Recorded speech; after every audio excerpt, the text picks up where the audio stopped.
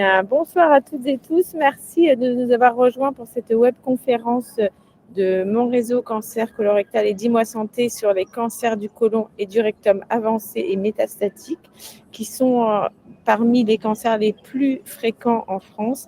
Et donc, notre objectif ce soir va être de donner des repères clairs pour mieux comprendre les caractérisations, les parcours de soins, etc., et les innovations, tout ce qui est recherche clinique. Et pour cela, nous serons donc entourés du professeur Michel Ducreux. Bonsoir professeur. Donc vous êtes oncologue médical et chef de département de médecine oncologique à Gustave Roussy. Bonsoir, merci d'être avec nous. Et vous serez donc également avec le docteur Baptiste Bonnet. Bonsoir docteur Bonnet, vous êtes radiologue interventionnel également dans l'équipe de Gustave Roussy. Et aussi le docteur Maximiliano Gelli. Bonsoir docteur, donc vous êtes chirurgien à Gustave Roussy et donc vous allez tous les trois nous parler de la prise en charge de ces cancers du côlon et du rectum avancé métastatique. Je souhaite à tout le monde une excellente webconférence. Laure, est-ce que tu veux dire un mot? Un tout petit mot d'accueil, donc déjà de toutes les personnes de Mon réseau cancer colorectal et Mon réseau cancer proche. Je vous rappelle que vous pouvez poser vos questions tout au long de la conférence dans l'onglet questions. Le chat, c'est plus pour échanger, dire des petits bonjours, des petits bonsoirs. On a la chance donc d'être entouré d'une équipe formidable de Gustave Roussy, avec l'idée en fait de vous apporter un éclairage sur les prises en charge traitement, mais aussi donc de la radiologie interventionnelle et des chirurgiens, notamment pour la prise en charge des métastases hépatiques qui sont quand même très très fréquentes. On va vous expliquer tout ça. C'est plein de perspectives, voilà, vraiment plein d'espoir aussi avec ces innovations à la fois donc médicamenteuses et technologiques. Donc merci à vous trois et on va sans plus tarder donc vous donner la parole. On fera un temps de questions après l'intervention du professeur Ducreux, et puis après un deuxième temps d'intervention avec les équipes voilà, qui vont venir nous proposer d'autres solutions que les médicaments pour prendre en charge les métastases. Voilà, donc très bonne soirée, et on vous passe la parole, professeur. Merci beaucoup. Je suppose que mes diapos vont arriver. Voilà. Au passage, puisque j'ai 5 minutes, 30 secondes, le docteur Gelli, il est chef du département de chirurgie à Gustave Roussy. Donc voilà. Donc on va parler du cancer du côlon métastasé. Le cancer du côlon métastasé, j'ai quelques liens d'intérêt avec un certain nombre d'industriels qui développent des médicaments, parce que j'essaie de mener des actions de recherche clinique à l'intérieur de Gustave Roussy en collaboration avec des collègues en France et à l'international. Un tout petit mot d'épidémiologie, ça passe trop vite, mais ça passe automatiquement. Un tout petit mot d'épidémiologie pour dire que le cancer du côlon, il y a eu une période pendant laquelle l'incidence, c'est-à-dire le nombre de nouveaux cas avait plutôt tendance à diminuer, mais là, ça a plutôt tendance à réaugmenter, que ce soit chez l'homme ou chez la femme. Donc, ça prouve que ça reste, même si on a fait d'énormes progrès sur le plan thérapeutique, ça reste un vrai problème de santé publique. Et quand je parle de progrès sur un plan thérapeutique, ça, c'est l'évolution chez l'homme en bleu et chez la femme en rose. Ce sont des chiffres complètement officiels du Global Cancer Observatory uniquement pour la France. Effectivement, on a fait des progrès majeurs en termes de guérison dans tous les domaines, grâce à la chirurgie, ce que vous allez voir ensuite, grâce à la radiologie interventionnelle, et aussi grâce aux avancées médicamenteuses dont je vais vous parler dans les prochaines minutes.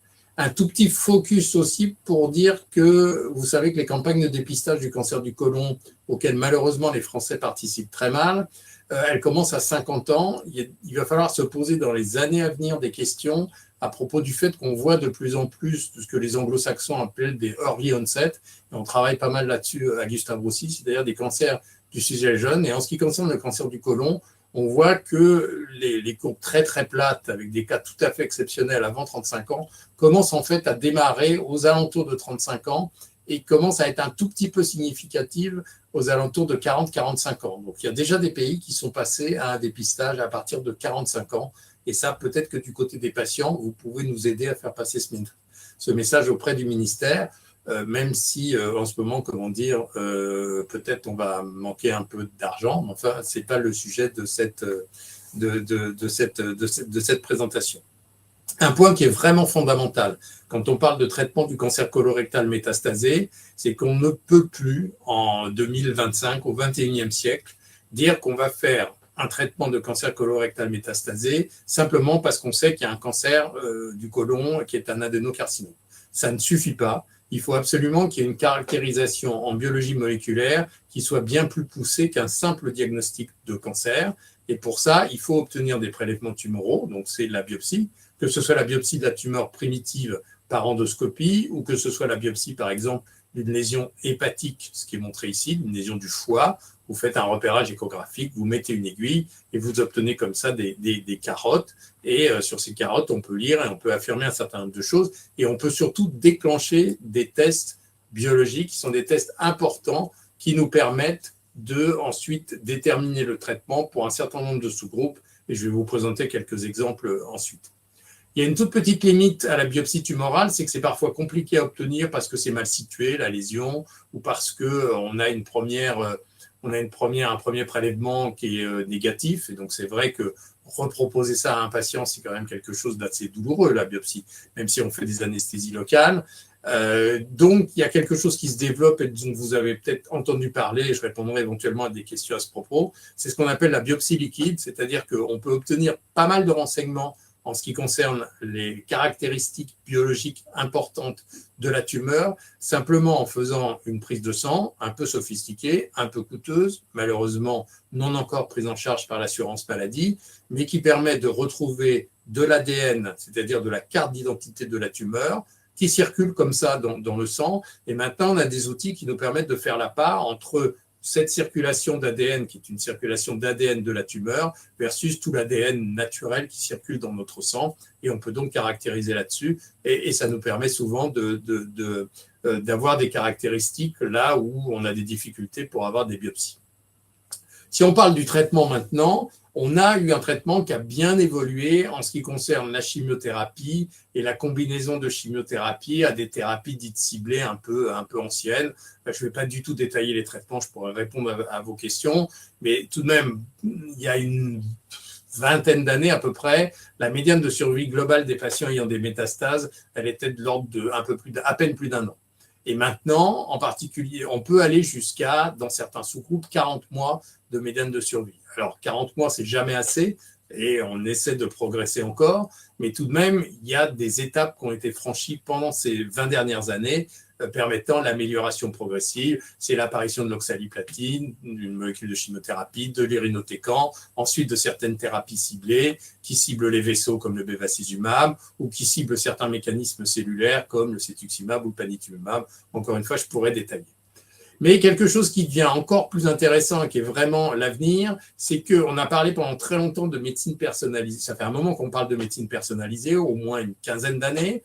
Et cette notion de médecine personnalisée, elle a été démontrée comme extrêmement présente, efficace dans certains types tumoraux. Je pense en particulier au cancer du poumon, où maintenant mes collègues oncologues thoraciques, ils ont des traitements adaptés à la tumeur, et quand ils donnent ce traitement, quand apparaissent certaines mutations dites de résistance, ils ont un traitement pour circonvenir la résistance qui est apparue. Donc, ils ont vraiment une prise en charge de la pathologie tumorale qui est conduite, suivie en permanence par différentes anomalies biologiques. On en est loin dans le cadre du cancer du côlon, mais on avance. Et vous voyez, encore une fois, je ne vais pas détailler, mais il y a des petits sous-groupes, des petits triangles, même si ça, c'est une diapositive qui commence à être un petit peu ancienne, mais qui montre qu'on a des médicaments, par exemple, et ça je vais vous le montrer, quand il y a une amplification d'HER2, c'est seulement 2%, 2 à 5% des patients, mais on a des traitements spécifiques, qui sont d'ailleurs les traitements qu'on utilise dans le cancer du sein.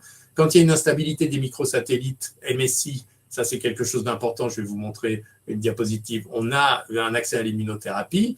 Et puis ici, on a un grand pourcentage de patients qui ont ce qu'on appelle des mutations de RAS. Alors, les mutations de RAS, ça, c'est quelque chose qui a complètement changé de signification et je vais vous le montrer tout de suite. Donc, voilà, ces sous-groupes. Le premier de ces sous-groupes, donc je vous disais, c'est les 5% des patients qui présentent ce qu'on appelle une instabilité des microsatellites. Je ne vais pas rentrer dans le détail, mais en gros, c'est un système habituel de réparation de l'ADN et ce système, il fonctionne pas bien. Et du coup, il y a plein d'espèces d'erreurs comme ça de réplication de notre ADN qui apparaissent. Du coup, la cellule, elle est toute excitée, elle présente des tas d'antigènes, et ça fait venir les lymphocytes. Les lymphocytes, ils sont incapables de fonctionner parce que la cellule tumorale est capable de les bloquer, de les hypnotiser en quelque sorte, et donc ils restent sagement sans bouger à côté d'une cellule tumorale. Et maintenant, on a des médicaments qui sont capables de réveiller, en agissant sur un certain nombre de liaisons entre la cellule tumorale et nos lymphocytes, donc nos propres cellules de défense de notre organisme, sont réveillées par ces médicaments. Et tout récemment, il a été montré que c'est même en donnant 2 immunothérapies, 2 médicaments. Alors, on est en attente d'autorisation mise sur le marché en France et en discussion à la commission de transparence. Mais on sait que cette double immunothérapie, vous voyez, par rapport à une chimiothérapie classique, ça donne un effet, mais qui est véritablement bien meilleur. Ça, c'est de la survie sans progression de la maladie. Et même la double immunothérapie, c'est la courbe un peu rouille, là, est nettement meilleure que la simple immunothérapie. Donc, on avance. On avait déjà à notre disposition l'immunothérapie simple. On va aller vers une utilisation d'une double immunothérapie qui permet de guérir même certains patients sans recours aux techniques qu'on va voir ultérieurement, qui sont les techniques de radiologie interventionnelle, de destruction ou les techniques d'ablation pratiquées par les chirurgiens. Donc, c'est pratiquement un des seuls exemples et la première fois qu'avec des simples médicaments, on peut espérer guérir des patients, évidemment uniquement dans un tout petit sous-groupe de 5% des patients. Alors, je vous ai parlé aussi d'un nombre de patients qui est beaucoup plus important, qui sont les patients qui ont une mutation KRAS. Alors, jusqu'à une certaine époque, le fait d'avoir une mutation KRAS, c'était plutôt une mauvaise nouvelle. Pourquoi ? Parce que c'est un élément qui est un élément de pronostic un peu plus réservé par rapport aux 40 mois dont je vous parlais potentiellement tout à l'heure. On est plutôt sur 35 mois en médiane, donc c'est un tout petit peu moins favorable. Et puis surtout, ça voulait dire qu'on ne pouvait pas utiliser une classe de médicaments qui est apparue il y a une quinzaine d'années, qui s'appelle les anti-EGFR, parce que le mécanisme de mutation entraîne une espèce d'hyperactivation. Et du coup, ce type de médicament, cette classe de médicaments n'est pas du tout efficace. Vous voyez, d'ailleurs, là, les KRAS wild type, la courbe de survie en orange, elle est de survie sans progression, peu importe, elle est bien meilleure que quand il y a pas quand on ajoute ce fameux médicament, alors qu'à l'inverse, quand il y a une mutation KRAS, c'est absolument l'inverse. Donc, ça sert à rien de donner cette classe de médicaments quand on a une mutation KRAS. Ça, c'est ce avec quoi on a travaillé pendant 15 ans. Donc, les patients qui n'avaient pas cette mutation, on leur donnait ces médicaments. Les patients qui avaient cette mutation, malheureusement, on avait une arme de moins quelque part pour les traiter. Et là, ce qui apparaît, ce sont des médicaments qui sont spécifiquement capables de se battre contre cette mutation, qui est un élément qui participe à l'activité du cancer, en quelque sorte. C'est ce qu'on appelle les anti-KRAS. Et ces anti-KRAS, vous voyez, ça, c'est des réponses. C'est ce qu'on appelle un waterfall plot. Donc, plus ça va bas, là, plus la maladie répond. Et ça, c'est valable pour l'instant, un certain sous-type de ces mutations KRAS, mais il y a de plus en plus de médicaments qui sont en développement. Je vais passer vite sur cette diapositive. Donc, on peut espérer dans l'avenir, avec ce type de médicaments, avoir un traitement supplémentaire à proposer aux 40% de patients qui ont une mutation sur ce gène KRAS et qui jusque-là avaient donc une chance de moins de recevoir un agent thérapeutique qui était les anti-EGFR. Et puis encore plus récemment, en parallèle, il y a une autre mutation qu'il faut chercher qui s'appelle la mutation BRAF V600E, qui est exactement la même mutation qui est observée en cas de mélanome. Et on savait que certains médicaments qui sont des anti-RAF, donc c'est assez facile, hein, vous avez une mutation RAS, on va donner des anti-RAS. Là, c'est une mutation BRAF, on va donner des anti-RAF. Alors, on savait que ça fonctionnait dans le mélanome, mais dans le cancer du côlon, ça ne marchait pas bien. Et on savait aussi malheureusement que ces mutations BRAF étaient responsables, ne regardez que la courbe rouge, d'une médiane de survie par rapport aux autres patients qui était bien plus basse, aux alentours de 12 mois à peu près, parce que c'était un facteur de très mauvais pronostic. Et ce qu'on a mis en évidence récemment dans cette étude dont je vous présente rapidement le design, c'est que si vous prenez la chimiothérapie habituelle de traitement des cancers du côlon, qui est donc le FOLFOX, qui associe du 5-fluorouracil et de l'oxaliplatine, c'est vraiment une chimiothérapie conventionnelle qu'on utilise maintenant depuis 25 ans, eh bien vous rajoutez à ça 2 médicaments, l'encorafenib qui est un anti-RAF, donc j'ai une mutation BRAF, je donne un anti-RAF, Et en plus, le cetuximab dont je vous ai parlé précédemment, parce qu'il joue un rôle en maintenant l'activité de l'anti-RAF. Désolé, ça devient un tout petit peu compliqué, mais c'est juste pour dire on essaie de bloquer le maximum de voies pour éviter l'apparition trop rapide de mutations de résistance. Et qu'est-ce qu'on obtient pour passer rapidement sur les résultats?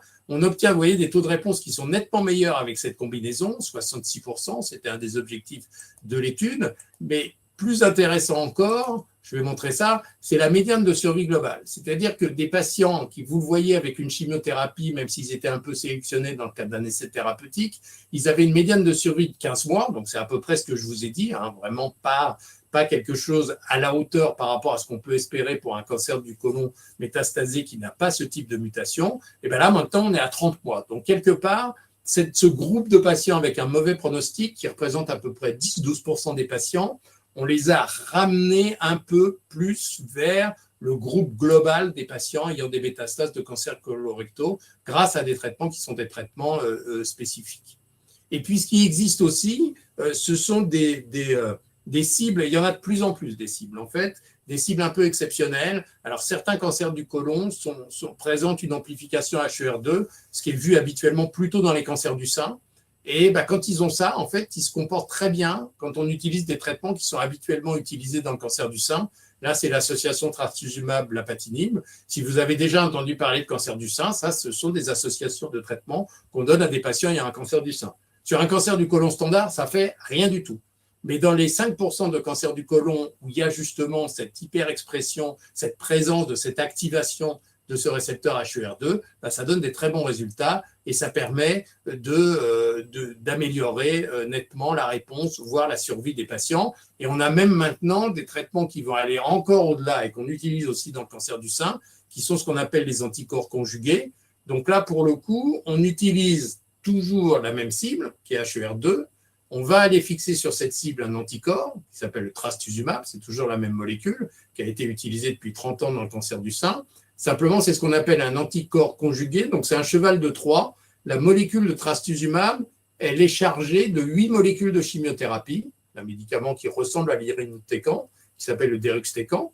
Et donc, cette molécule, elle est internalisée, elle va se fixer sur la cellule, elle rentre à l'intérieur de la cellule, dans ce qu'on appelle le cytoplasme, autour du noyau, et à ce moment-là, elle libère les molécules de chimiothérapie. Donc, on cible l'arrivée de grosses quantités de chimiothérapie directement dans les cellules tumorales pour ce type de patient. Alors, même si c'est un petit sous-groupe, encore une fois, que 5%, c'est quelque chose avec, vous voyez, des taux de réponse chez des patients complètement réfractaires qui étaient quand même extrêmement intéressants. Et je terminerai sur des éléments qui sont des éléments de recherche clinique. J'arrête mon téléphone, ça sera mieux. Alors, il y a beaucoup de recherche clinique dans le domaine du cancer du côlon. Elle est très dynamique. Elle est souvent académique, en particulier en France avec le groupe Prodige, aussi au niveau international. Dans le groupe Prodige, on fait pas mal d'études. Je vous ai montré un exemple, c'est une étude que j'ai menée, mais peu importe, c'est pas parce que je l'ai menée, mais on se pose des questions qui en plus n'intéressent pas tellement les industriels. Par exemple, c'était la séquence entre deux traitements de recours, le regorafenib ou le trifluridine-tipiracil, mais peu importe les noms. Et en fait, on ne savait pas trop s'il fallait donner le médicament le plus toxique d'abord, quand les patients étaient encore un peu en forme, ou le moins toxique. Et on a pu, par cette étude menée en France, répondre à la question. En fait, il vaut mieux donner le moins toxique d'abord pour ensuite donner aux patients le médicament qui est un petit peu plus rude à supporter. Et comme ça a conforté l'espèce de parcours thérapeutique qu'on met en place quand on traite un cancer du côlon métastasé. Et puis, il y a des études qui sont plus appuyées sur de la recherche fondamentale, comme cette étude de Organotride 02 qu'on mène ici et dans plusieurs établissements partenaires, où là, on va essayer de prélever à un moment des cellules tumorales pour former ce qu'on appelle un organoïde, c'est-à-dire une espèce de petit répliquant, une espèce d'avatar de la tumeur du patient, sur lequel on teste un certain nombre de molécules pour essayer de trouver une sensibilité à des molécules un petit peu originales. Un espèce d'antibiogramme, si vous voulez, fait sur des prélèvements cellulaires. Et puis, il ne faut pas oublier les industriels, parce que moi, j'entends toujours dire que c'est le grand Satan, l'industrie qui veut gagner de l'argent en développant des médicaments. C'est vrai, hein, les industriels, c'est des gens qui ont une activité qui est une activité lucrative. C'est absolument indiscutable. Simplement, s'il n'y avait pas la recherche industrielle qui nous offre un certain nombre de médicaments, hein, comme dans les exemples que je vous ai montrés, hein, les anti-EGFR, ça vient de la recherche industrielle, l'encorafénib, ça vient de la recherche industrielle, les immunothérapies, ça vient de la recherche industrielle. Donc, il faut savoir travailler avec l'industrie pour essayer de progresser. Et dans les groupes académiques dont je vous ai parlé, souvent, on arrive, pour un certain nombre de projets, à avoir des joint ventures avec l'industrie qui nous dit on vous aide un peu pour développer ce projet. Comme ça, vous obtenez un financement public avec un programme hospitalier de recherche clinique, mais nous, on vous fournit la molécule. Donc, il y a comme ça des échanges et pas mal de collaboration entre les investigateurs et les industriels. Et je crois que j'ai quasiment fini. Ça, c'est un autre exemple de développement industriel sur un médicament actuel, mais je vais m'arrêter là pour ne pas dépasser mon temps. Voilà, je suis prêt pour répondre à vos questions. Merci beaucoup pour ces informations très intéressantes. Alors, on a justement quelques questions sur les projets aussi de recherche. Alors, vous nous avez parlé de MSI. Est-ce que vous pouvez nous réexpliquer ce que c'est que MSS? Et du coup, il y a Laure qui nous pose une question en disant, voilà, dans les essais cliniques chez les MSS, quelles sont les nouvelles? Il y a des nouveaux noms comme le botensilimab, le balsiltimab, le Stellar, les vaccins. Alors, l'idée n'est pas forcément de rentrer dans chaque protocole, mais est-ce que vous pouvez nous réexpliquer MSI, MSS, et puis peut-être ces nouvelles voies et qu'est-ce que vous attendez? C'est une excellente question. Alors, c'est un peu long pour répondre, mais en gros, c'est ce que je l'ai expliqué à un moment, mais peut-être que tout le monde n'a pas compris. Il y a des tumeurs pour lesquelles il y a une mutation d'un certain nombre de gènes qu'on connaît, dont je ne vais pas donner les noms, et ces gènes font que la cellule n'est pas capable de réparer un certain nombre d'erreurs au moment où l'ADN qui est notre carte d'identité cellulaire, au moment où l'ADN est en train de se répliquer pour former une nouvelle cellule. Donc, il y a plein de petites anomalies qui apparaissent et ça donne une instabilité des microsatellites. Et ça, c'est un mécanisme de développement du cancer. Donc, comme je le disais, et quand ça se développe sur des cancers locaux, en fait, c'est plutôt de bons pronostics si la tumeur n'est pas métastasée. En revanche, chez les patients métastasés, c'est plutôt de mauvais pronostics et ça répond pas très bien à la chimiothérapie, mais c'est seulement 5% des patients. Et ça, c'est l'indication élective à l'immunothérapie qui fonctionne très bien chez ces patients. Ce qu'on sait à propos des MSS, c'est qu'il y a probablement une portion des MSS qui ont beaucoup moins de lymphocytes dans leur tumeur. Donc, du coup, ce mécanisme d'activation par l'immunothérapie des lymphocytes, il ne peut pas fonctionner puisque les lymphocytes ne sont pas là. Mais il y a un certain nombre de patients qui ont quand même des lymphocytes à l'intérieur de leurs cellules. Et c'est pour ça qu'on essaie. Il y a eu des résultats déjà d'immunothérapie comme le botensilimab qui a été cité, qui semble marcher, mais dans un sous-groupe de patients sans métastase hépatique. Et donc, il y a encore des essais en cours pour évaluer ça. Et pour les MSS, pendant un moment, il n'y avait effectivement pas beaucoup, donc c'est 95% des patients, il n'y avait effectivement pas beaucoup d'innovations thérapeutiques en devenir, mais maintenant, comme je le disais, avec les anticorps conjugués dont j'ai parlé, ou avec ce qu'on appelle des anticorps bispécifiques, c'est-à-dire des anticorps qui ont une partie qui agit sur les vaisseaux, sur la production de nouveaux vaisseaux, une autre partie qui agit sur des mécanismes immunitaires. Il peut y avoir des anticorps qui sont capables d'amener les lymphocytes dans la cellule. On a quand même des perspectives qui sont des perspectives assez intéressantes, mais ça reste vraiment pour l'instant du domaine de la recherche. Mais ça bouge, en tout cas ça bouge. Ça, c'est important de le retenir. Merci beaucoup, professeur Ducreux. Alors, on a une question sur le même avant-parcours, c'est-à-dire sur les dépistages dont vous avez parlé, en nous rappelant que la France, on était en dessous des chiffres et que peut-être même que l'âge limite allait diminuer. Une personne nous dit qu'il avait fait son dépistage sur les selles, etc., que rien n'avait été décelé et que c'est la coloscopie qui a révélé le cancer, et donc il demandait par rapport aux apparentés, est-ce que ses enfants ou les membres de sa famille doivent faire directement la coloscopie? Du coup, ça c'était la première question. Et une fois qu'on a ce début de diagnostic, on a une question d'Annie que je poule avec pour parler de la biopsie liquide dont vous avez parlé au début. Donc là, on est au tout début du parcours. Ah oui, donc c'est deux très bonnes questions. Alors, premier élément de réponse, le test de recherche de sang occulte dans les selles, il est sensible à 80%.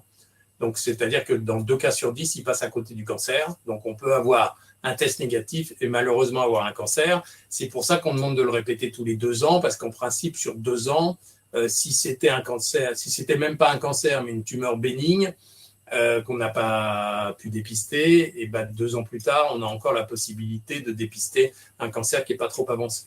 Après, une fois qu'on a été victime d'un cancer en ce qui concerne ses apparentés, on a un risque de survenue dans la famille chez les apparentés qui est multiplié par 2 à 4. Et cette partie de la population ne doit pas faire de recherche de sang occulte dans les selles, mais doit avoir des coloscopies régulières. La référence de dépistage pour cette population, pour le coup, c'est la coloscopie. Il faut la faire accepter par ces gens-là.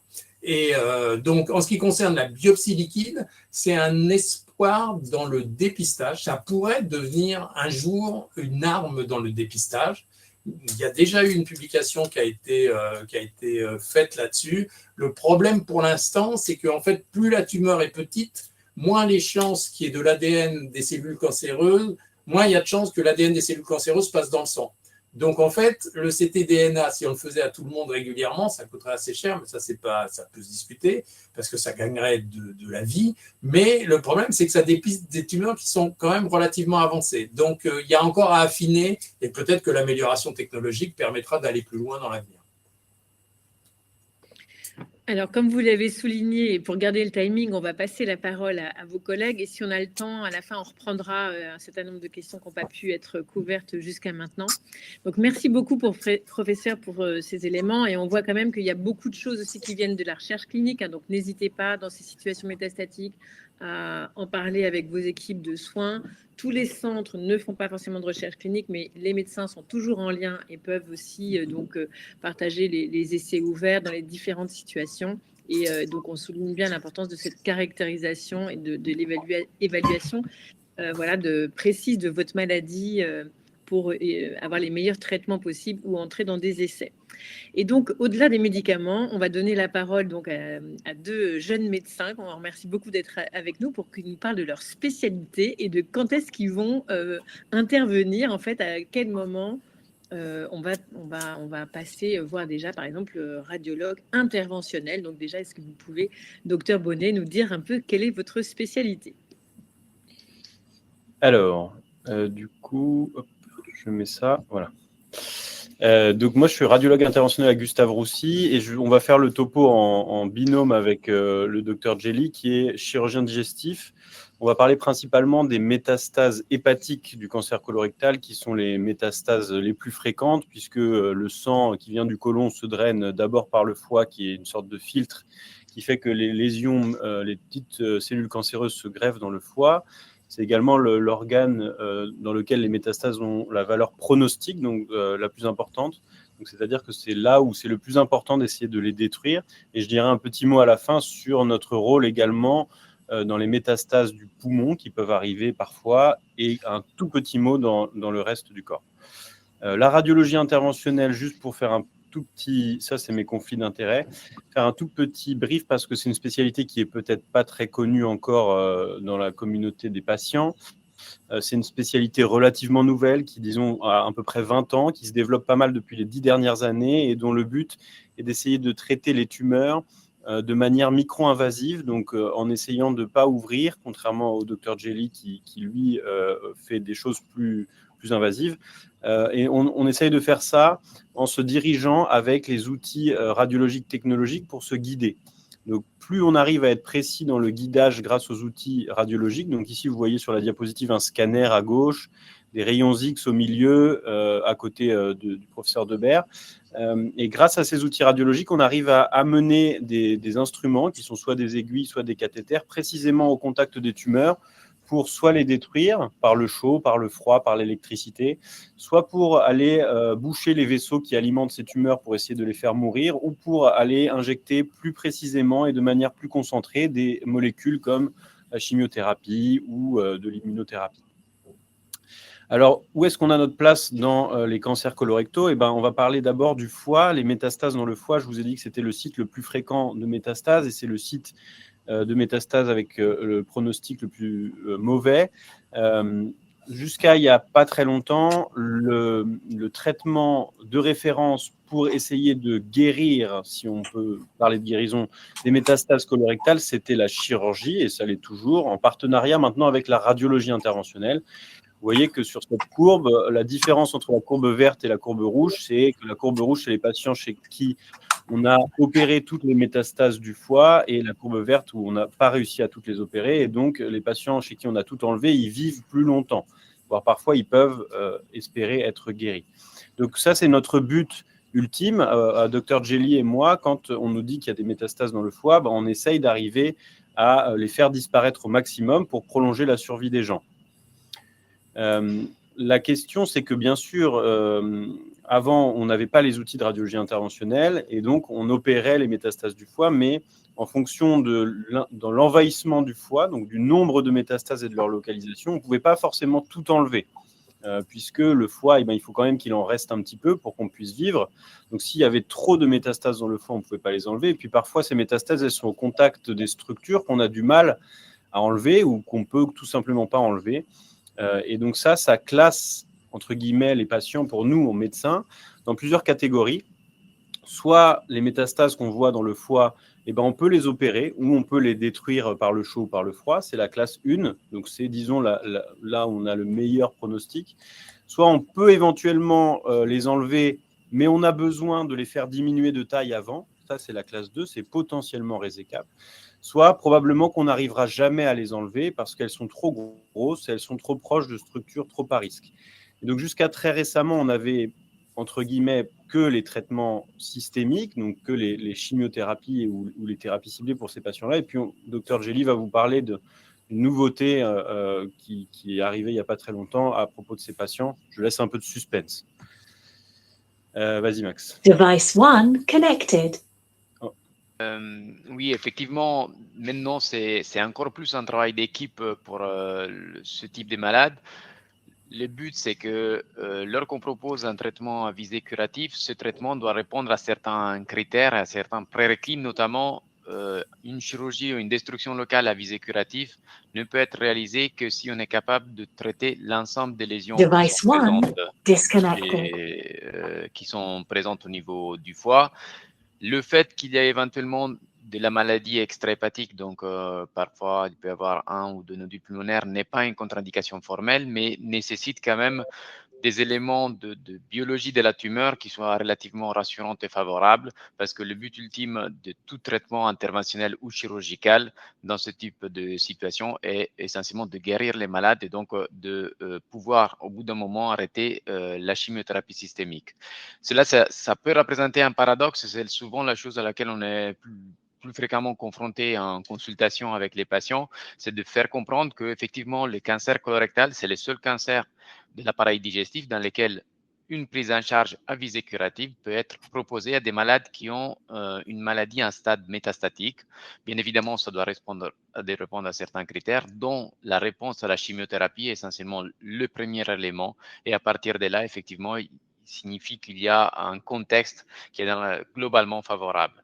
Et donc, cela a été démontré effectivement par différentes études. Et ça, c'est l'étude, bien évidemment, il y a 20 ans, on n'avait que la chirurgie.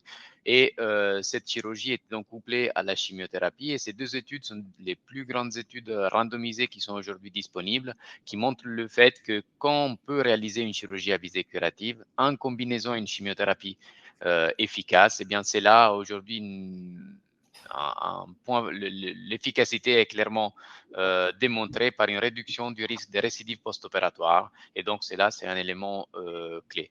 Jusqu'à là, tous ces points, tous ces traitements étaient réalisés essentiellement par voie chirurgicale. Quand on dit par voie chirurgicale, on regroupe tous les actes qui permettent de traiter des lésions, peuvent être soit la résection de la lésion. Donc, on réalise une exérèse qui peut être plus ou moins large du tissu hépatique qui inclut la métastase. Parfois, on fait des hépatectomies, donc des résections hépatiques bien plus importantes. Mais quand les lésions sont de petite taille, on associe depuis longtemps des gestes de destruction locale qui sont exactement les mêmes qu'aujourd'hui les docteurs Bonnet et toutes les radiologues interventionnels peuvent réaliser essentiellement par voie percutanée. Donc là, c'est le docteur Bonnet qui va vous expliquer quels sont un peu les différents types de critères qu'on prend en jeu lorsqu'on discute de ce type de traitement. Voilà, donc nous, quand on discute tous ensemble de chacun des patients qui a des métastases hépatiques à la RCP, donc à la réunion pluridisciplinaire, on s'intéresse à plusieurs choses, à savoir, premièrement, combien il y a de métastases hépatiques, est-ce qu'on a le potentiel de toutes les détruire pour essayer de rentrer dans une visée curative, et si c'est le cas, quelle est la meilleure technique pour détruire telle ou telle métastase à l'intérieur du foie? Alors ça comprend la localisation, la taille et puis la proximité avec des structures qui sont parfois à risque, comme les structures vasculaires, les vaisseaux ou bien les voies biliaires qui sont les petits canaux qui excrètent la bile. Jusqu'à il n'y a pas très longtemps, on n'avait pas de preuve formelle que les techniques de radiologie interventionnelle faisaient aussi bien que les techniques chirurgicales pour les petites lésions. C'est arrivé l'année dernière avec un essai de grande ampleur, randomisé. Donc, on tirait au sort les patients pour les mettre dans le bras chirurgie ou le bras thermoablation, donc brûlure des lésions avec l'aiguille. Et cet essai a montré, je passe assez rapidement, c'était principalement des patients qui n'avaient pas beaucoup de lésions, hein, un nombre moyen ici de 2 lésions par patient, des lésions relativement petites. Donc pour ces lésions-là relativement petites et peu nombreuses, l'essai a montré que on ne faisait pas moins bien que la chirurgie avec les thermoablations. Et donc, que ce soit en termes de contrôle de la maladie dans le foie ou de survie globale. Et je passe rapidement. En revanche, il y avait plus de complications dans le bras chirurgical et plus de durée d'hospitalisation.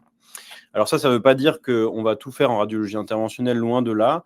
Ça veut juste dire qu'on a prouvé pour la première fois que pour certains types de lésions, on avait une efficacité qui était similaire à celle de la chirurgie et que donc on pouvait discuter de thérapies combinées avec les chirurgiens. Je vais vous montrer après de thérapie combinée avec les chirurgiens des métastases qu'il y a dans le foie. Et donc, à savoir, on se dit, voilà, là, pour tout guérir, il va falloir que moi, je prenne en charge ces lésions-là par brûlure et que le chirurgien enlève ces lésions-là car elles sont plus accessibles. Donc, la plupart du temps, on fait des thérapies qu'on appelle combinées.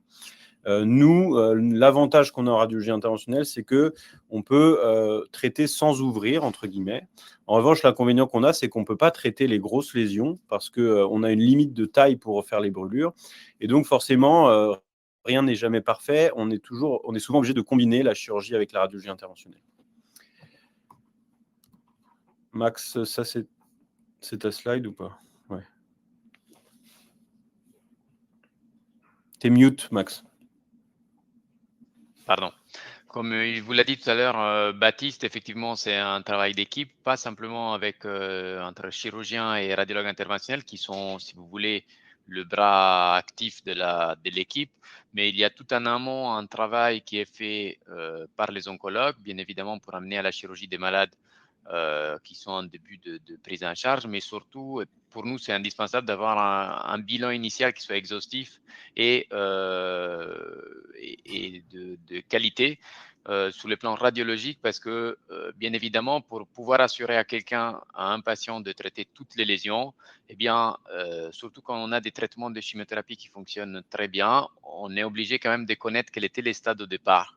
Donc, c'est là où il rentre en jeu un peu le concept de parcours des soins. Donc, pour nous, c'est indispensable d'avoir des examens au moment du diagnostic de bonne qualité, qui soient exhaustifs et complets. Donc, essentiellement, pour ce qui concerne la pathologie hépatique, aujourd'hui, les techniques standards, c'est l'IRM. REM qui a eu énormément d'évolution, au moins en France, bien que cela, c'était quelque chose qui existait déjà à l'étranger, mais dans les 2 dernières années. Ce qui nous permet aujourd'hui de voir des lésions qui font 2, 3, 4 mm. Et donc, nous, ce qu'on demande, c'est essentiellement une cartographie de l'ensemble des lésions. Et sur la base de cette cartographie et en voyant lésion par lésion comment nous, on peut la traiter en combinaison avec les radiologues interventionnels. Un RCP, c'est vraiment un moment clé dans lequel il faut se poser, voir lésion par lésion et dire comment on peut traiter dès la première à la dernière lésion qui était présente au moment du diagnostic. Et donc, c'est quand même quelque chose de très laborieux qui nécessite quand même un travail d'équipe et aussi des éléments radiologiques de qualité. Donc, à partir de là, effectivement, on classe un résécable, potentiellement résécable et aussi jamais résécable. Les potentiellement résécables, c'est quand même quelque chose dans lequel, avec les docteurs Bonnet, on s'est dit effectivement, avec des stratégies plus ou moins compliquées, parfois on a des stratégies multi-étapes. On arrive à opérer des malades de toutes les lésions, de la tumeur primitive, des lésions au niveau du foie, comme vous pouvez voir ici au milieu, c'est le foie avec les lésions noires qui correspondent aux métastases, en plusieurs séquences. Donc, on va avoir parfois 2 ou 3 interventions ou procédures de radiologie interventionnelle qui se suivent l'un à l'autre, intercalés par des gestes de chimiothérapie qui permettent de contrôler la maladie.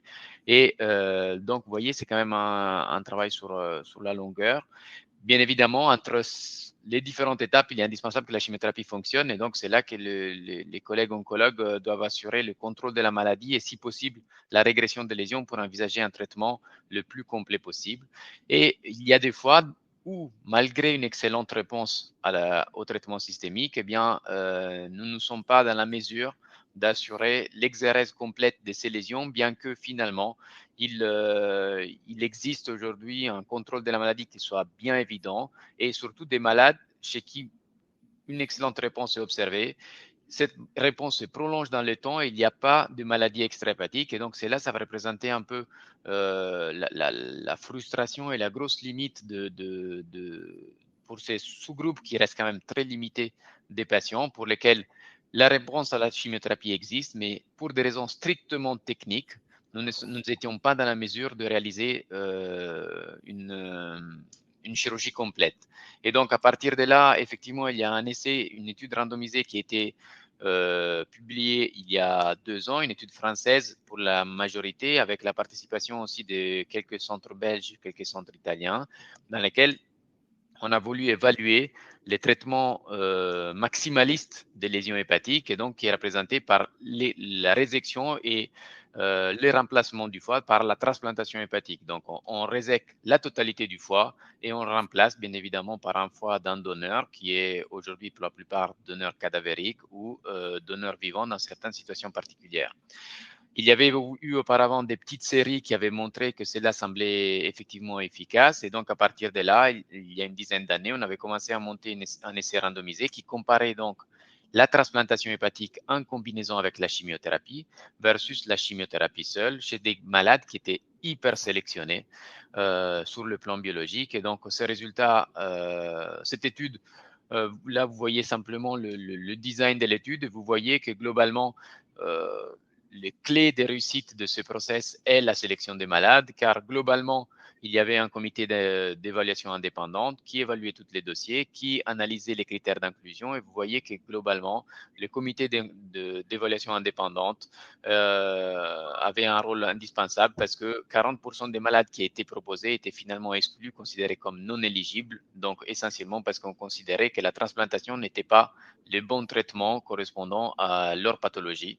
Et donc, les restants 94 malades ont été randomisés entre un traitement par chimiothérapie seule et un bras par chimiothérapie plus transplantation. Et donc, même si vous n'êtes pas très à l'aise avec les courbes de survie, je pense que là, le message est très clair. En rouge, vous voyez les malades qui ont eu accès à la transplantation hépatique, alors qu'en gris, vous voyez les malades qui ont été traités par chimiothérapie exclusive.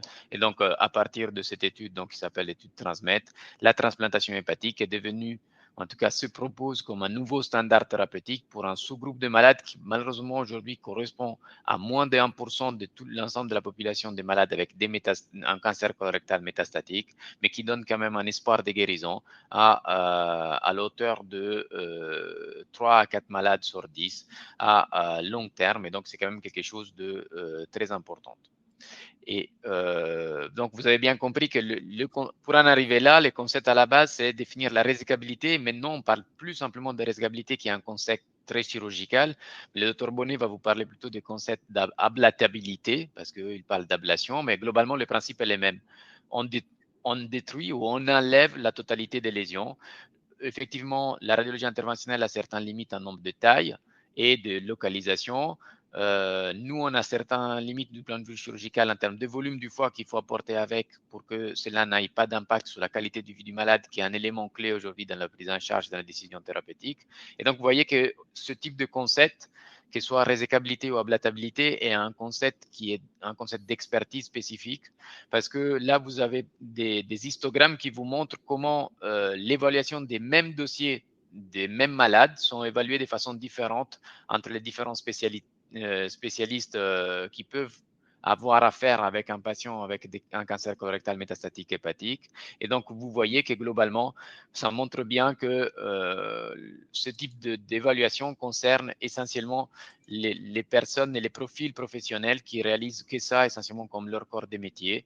Et donc, cela est indispensable. Et donc, forcément, le nombre et la taille des lésions n'est pas l'élément clé, mais ça rentre en jeu. Mais c'est essentiellement l'expertise des centres qui évalue cette résécabilité qui fait la différence des différents profils et des différents projets thérapeutiques. Et donc ça, c'est Baptiste qui va vous l'expliquer, même si je détiens les copyrights de cette slide. Mais... Absolument. Donc, la question qui se pose, et je vais essayer d'aller assez vite pour rester dans le temps imparti, c'est que vous voyez que historiquement, on était sur une prise en charge où on enlevait du foie autour des métastases, parfois des gros morceaux de foie pour pouvoir prendre toutes les métastases en même temps, ce qu'on appelait des chirurgies réglées qui permettaient de faire toujours la même chose et d'avoir une reproductibilité du geste, mais par contre qui impactait beaucoup la fonction du foie, puisqu'on était obligé d'enlever beaucoup de foie normal pour pouvoir enlever les métastases qu'il y avait dedans. Et donc, de ça est née l'idée de faire grossir le foie qui va rester, je vais vous montrer un peu après. Et puis, vous voyez que maintenant, on va plutôt vers le schéma de droite où on fait une combinaison de plusieurs petits traitements avec l'objectif de préserver au maximum le foie normal et d'enlever les lésions qu'il y a à l'intérieur. Bien sûr, on les enlève en espérant qu'elles ne reviennent pas et on espère grâce à des facteurs pronostiques que sont prendre des marges autour pour ne pas qu'elles récidivent, essayer d'enlever les vaisseaux si jamais elles sont trop proches d'un vaisseau, essayer de les brûler de manière correcte. Donc voilà, je vais dire un mot rapide d'un peu le reste de ce qu'on fait en radiologie interventionnelle.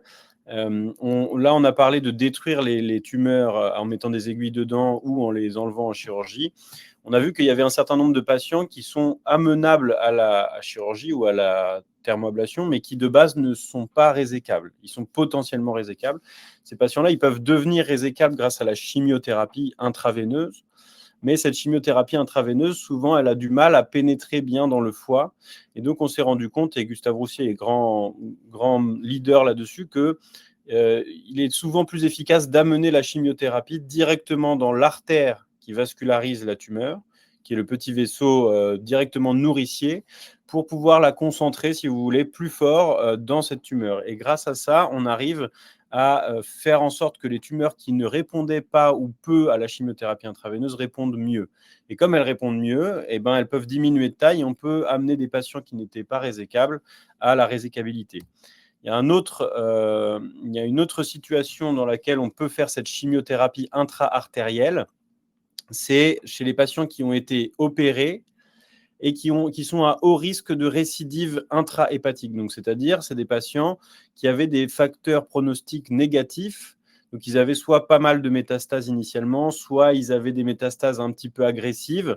Et donc, chez ces patients-là, on sait qu'ils ont un fort risque de récidiver dans le foie qu'on va leur laisser, même si on a pensé qu'on a enlevé toutes les métastases qu'on a vues. Donc, c'est quand même dommage parce qu'on a fait une grosse intervention et ils vont récidiver dans le foie restant. Et donc, pour essayer de diminuer cette récidive, eh ben, on va leur amener de la chimiothérapie intra-artérielle en adjuvant, donc c'est-à-dire en plus de la chirurgie, pour essayer de stériliser le foie d'éventuelles potentielles récidives. Ça, c'est un essai qui a été mené également à Gustave Roussy par l'équipe du Dr Gelli et du professeur Ducreux, qui s'appelle PACHA, où ils ont montré qu'en faisant cette chimiothérapie intra-artérielle, on voit la différence entre les patients qui l'ont eu et qui ne l'ont pas eu, en rouge qui l'ont eu et en bleu qui ne l'ont pas eu. Ils ont moins récidivé dans le foie, donc ça c'est la récidive dans le foie. Ils ont moins récidivé globalement de leur maladie et il y a une tendance à une meilleure survie, même si ce n'est pas statistique, il y a une tendance à une meilleure survie. Donc on voit quand même que c'est quelque chose d'assez important, à la fois pour amener les patients à la résécabilité ou pour éviter les récidives après chirurgie. Et donc ça, c'est une technique qu'on fait en radiologie interventionnelle en montant un petit cathéter qui est comme une petite paille dans l'artère du foie pour aller injecter de la chimiothérapie. Très rapidement, on peut aussi traiter d'autres lésions métastatiques en radiologie interventionnelle. Le docteur Gelli a dit que la plupart des patients sont jugés résécables s'ils n'ont pas de métastases ailleurs que dans le foie, mais en fait, on tolère parfois quelques métastases de 1 à 5, lentement évolutives, par exemple, dans le poumon, parce qu'on sait qu'on peut les détruire de manière efficace avec des techniques comme la radiofréquence ou la cryothérapie, donc c'est-à-dire amener une aiguille au centre de la tumeur pour aller la brûler. On a quelques études qui ont montré que ça faisait aussi bien que la chirurgie en termes de contrôle local, avec un peu moins de complications. Donc, on a tendance à le faire pas mal en radiologie interventionnelle. Et puis ça, c'est pour vous montrer un peu que voilà, ça ne fait pas de cicatrices, c'est sympa. Les patients, ils restent généralement pas très longtemps à l'hôpital. Donc, on tend vers des choses qui sont moins invasives, un peu moins coûteuses pour la société et avec une efficacité qui va plus ou moins être non inférieure à celle de la chirurgie. Je passe vite. Et puis enfin, la radiologie interventionnelle, c'est un peu une boîte à outils pour les patients métastatiques. On peut également répondre à des problématiques du chirurgien. Par exemple, tout à l'heure, on a dit s'il doit réséquer les métastases hépatiques, parfois il est obligé de réséquer le foie autour, mais si le foie n'est pas assez gros pour subvenir à la fonction hépatique, et ben, comment on fait ? On peut essayer de faire grossir le foie qui va rester en bouchant les vaisseaux du foie qu'on va enlever. Ça s'appelle l'embolisation portale et ça fait partie des traitements en double équipe qu'on fait avec le docteur Gelli. On commence par boucher les vaisseaux du foie, ce qui fait grossir l'autre côté. Et du coup, il va pouvoir enlever le côté malade sans trop d'arrière-pensée sur le fait que le foie qui va rester va être assez gros pour subvenir aux besoins de sa fonction. Et puis, on peut aussi, dans certains cas un peu plus rares, mais pas si rares, traiter des lésions douloureuses, des os. Quand on a une métastase hépatique qui fait mal avec une vertèbre qui s'est tassée, on peut faire une cimentoplastie comme on montre ici. Quand on a une métastase dans le bassin qui s'est fracturée, on peut mettre des vis en radiologie interventionnelle. Ce n'est pas tout à fait l'apanage des cancers colorectales parce que les métastases osseuses sont plutôt rares, mais ça peut arriver quand même, on en a certains. Et voilà, et ça permet d'avoir des solutions à des problèmes qui avant étaient assez embêtants chez ces patients. Et voilà, je vous remercie de votre attention. Merci beaucoup pour ces présentations extrêmement intéressantes, imagées. On comprend en fait aussi l'intérêt de toutes ces nouvelles techniques qui vont de choses finalement très peu invasives, hein, comme on a vu un petit trou d'aiguille entre guillemets, à des transplantations qui paraissent des choses complètement voilà, c'est assez rare, mais pleine d'espoir aussi. Donc tout un gradient d'innovation. Pour englober 2-3 questions, moi, j'avais envie de vous parler, de résumer autour des approches de qualité de vie. On voit qu'il y a cette idée d'avoir des approches, de pouvoir opérer plus, de faire alliance traitement, action, on va dire localisée pour améliorer les résultats. Mais derrière, c'est aussi mieux pour la qualité de vie des patients. Est-ce que, et dans les traitements, en fait, et notamment dans les lignes avancées, est-ce que, professeur Ducreux, vous voyez aussi, par exemple, est-ce qu'on entend, parce que nous, on a du mal à faire passer la notion, par exemple, qu'une forme orale en situation avancée de la maladie, bien tolérée, ça peut être vraiment un plus pour la vie des patients. Quelle est la place de la qualité de vie dans vos dossiers pour l'évaluer? Je pense au fruquintinib, par exemple, qu'on avait... qui est proposé dans cette situation avancée. Voilà, quelle est la place en fait dans vos équipes et comment rendre compte de cette qualité de vie? Alors, moi, je pense que c'est extrêmement important de prendre en compte la qualité de vie des patients. Ça l'a toujours été, ça l'est dans les études cliniques. Mais on sait bien que les études cliniques s'adressent aussi à des patients un peu sélectionnés. Et nous, on essaie toujours de peser le pour et le contre entre une toxicité potentielle d'un médicament et un intérêt potentiel. Et je parlais tout à l'heure de l'étude que j'ai menée avec le trifluoridine, tipiracil et le regorafenib, qui justement a montré que le regorafenib, compte tenu de sa toxicité, il fallait vraiment le garder pour du dernier recours en expliquant aux patients que c'est un dernier recours qui n'est pas dénué d'effets secondaires et que le remède est parfois pire que le mal et que des soins de support de qualité, c'est parfois beaucoup mieux pour gérer la situation d'une maladie qu'un traitement dont on a l'espoir, mais malheureusement un espoir qui est très faible, qui puisse avoir une action véritablement sur la maladie cancéreuse elle-même. Il y a d'ailleurs des études qui montrent que des soins de support de qualité, ça apporte un bénéfice qui est au moins aussi important que celui d'un traitement mis sur le marché, compte tenu du fait que lui, il apporte peut-être un tout petit bénéfice, mais il apporte aussi effectivement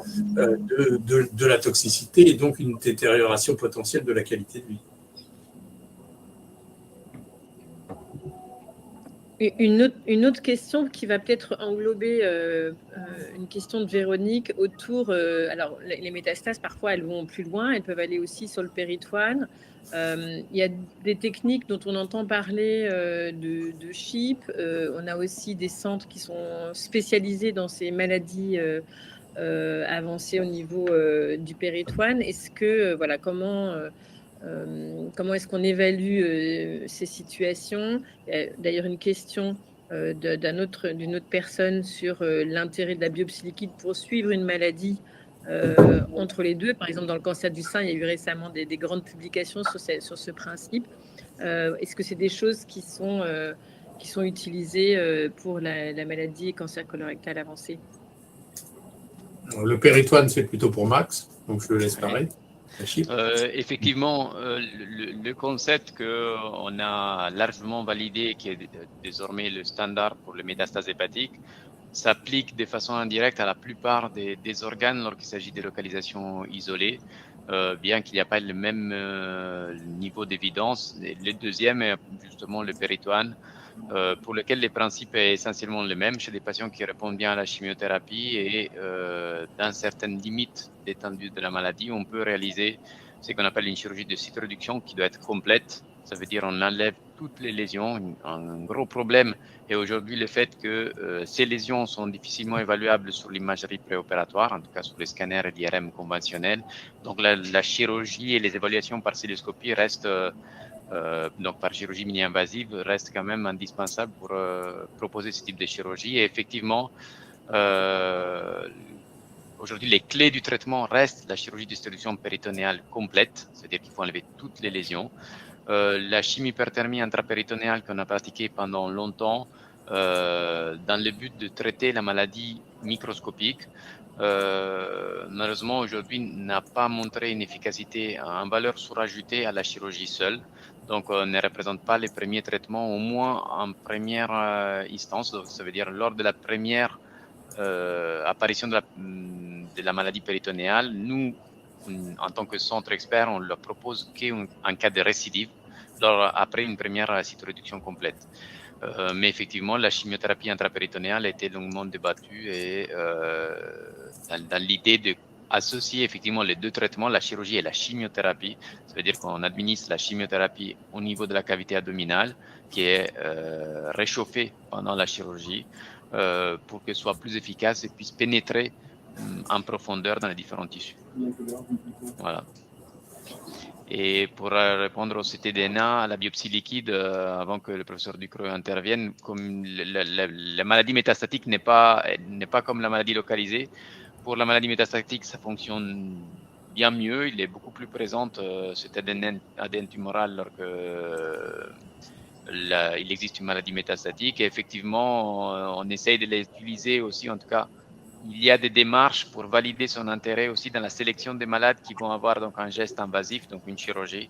Donc, on prélève de biopsie liquide avant la chirurgie et après la chirurgie pour voir quel est l'impact de la chirurgie ou en tout cas des traitements curatifs sur l'évolution de l'ADN tumoral circulante et peut-être, sans doute, dans l'avenir, on sélectionnera les bons candidats à la chirurgie aussi à travers la biopsie liquide. Ouais. Pas d'autres commentaires. La biopsie liquide, c'est super intéressant. Et comme tous les nouveaux outils, c'est technologiquement d'abord un peu différent d'un type de biopsie. C'est pas une biopsie liquide, mais il y a plein de technologies différentes. Donc on a quand même du mal un peu à savoir exactement quelle est la meilleure technologie actuellement. Probablement, en plus, il y a une technologie qui s'applique mieux à la maladie localisée, une technologie qui s'applique mieux à la maladie métastasée. Et pour l'instant, on n'a pas du tout d'idée pour savoir si on peut vraiment monitorer nos traitements avec la biopsie liquide. Mais il y a des études en cours sur la question, parce que c'est quelque chose d'intéressant, en particulier quand on donne la mutation Caras dont j'ai parlé tout à l'heure, elle peut apparaître sous traitement par anti-EGFR, donc c'est intéressant de la dépister, parce que comme ça, on sait qu'on peut arrêter ce médicament et passer à autre chose. Donc il y a déjà des petites voies positives en ce qui concerne l'utilisation de ce nouvel outil. Merci beaucoup. Alors, je pense qu'on a répondu à de nombreuses questions. Alors, si on avait des questions extrêmement scientifiques, des questions aussi. Alors, on est désolé, on ne peut pas prendre des questions d'ordre personnel. Il faut vraiment, on le répète à chaque fois, vous tourner vers vos équipes soignantes. Et puis, si besoin, et vous n'avez pas eu toutes les réponses auprès de votre équipe soignante, solliciter un second avis. Mais on s'excuse pour tous ceux à qui on n'a pas pu prendre des questions d'ordre personnel. En tout cas, on voulait vous remercier, professeur Ducreux, docteur Gély, docteur Bonnet, parce que vous avez donné vraiment une image globale de ces parcours, des innovations et très compréhensive, donc cible. Donc, je vais vous laisser la parole si vous voulez dire un mot de la fin, tous les trois ou pas, avant qu'on clore. Donc, moi, le seul mot que je voudrais dire, parce que je vois mes timides jeunes confrères, parce qu'eux, effectivement, ils sont jeunes, comme vous l'avez dit. Moi, je suis vieux, donc on va dire que le plus vieux a le mot de la fin.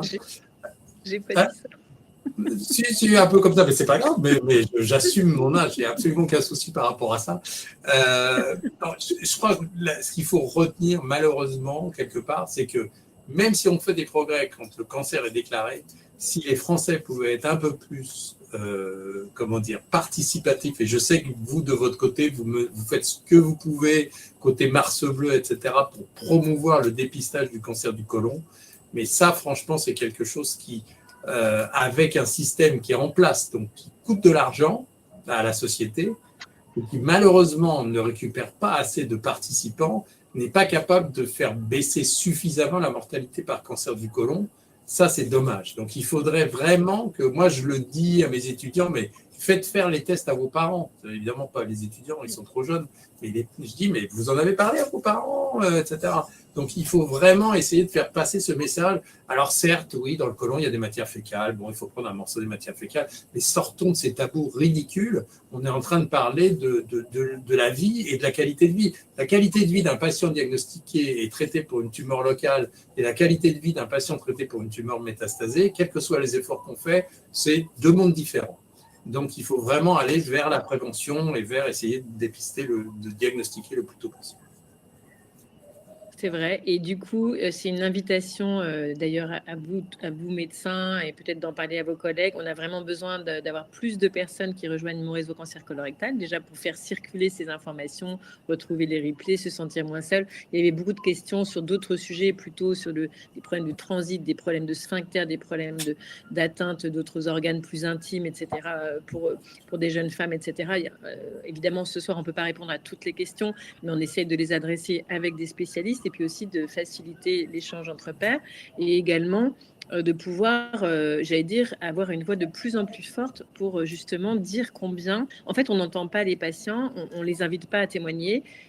Mon réseau cancer colorectal, ça a été lancé en 2021. Ça fait des années qu'on dit on voudrait bien venir à Mars Bleu, pas moi personnellement, mais par exemple Cyril Saros qui a été, qui est très engagé dans le réseau, qui prend facilement la parole en public sur ce sujet.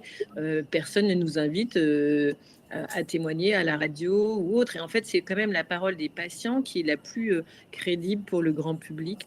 Donc voilà, donc je vous invite à ce que collectivement on en parle plus. Et c'est vrai, tout à fait vrai, que si on se dépistait beaucoup plus tôt et plus nombreux, on aurait beaucoup moins de personnes dans des situations avancées. Nous, on est triste de constater qu'on a beaucoup de personnes qui arrivent sur le réseau qui sont en situation métastatique, également des patients assez jeunes. Donc voilà, c'est vrai qu'en en parlant, en étant attentifs tous ensemble, en allant consulter suffisamment vite, en faisant le dépistage, on pourra faire tous ensemble mieux face à cette maladie qu'il faut qu'on mette un peu plus au devant de la scène. Voilà, donc on se mobilise là en ce moment. Il y a plusieurs personnes de l'ASSOS qui travaillent sur les campagnes Mars Bleu à venir. Donc, en tout cas, merci beaucoup, bonne soirée. Et demain, juste un petit clin d'œil, on fait une conférence, enfin une rencontre pour les proches aidants. Donc, pas pour les patients, vraiment pour les aidants. pour justement leur apporter un peu de soutien, des réponses aussi concrètes sur leurs droits, etc. C'est à l'heure du déjeuner pour essayer de s'inscrire un peu mieux dans les journées de travail, donc à 13h demain. N'hésitez pas à en parler. Merci beaucoup. Merci beaucoup. Très bonne soirée à tous.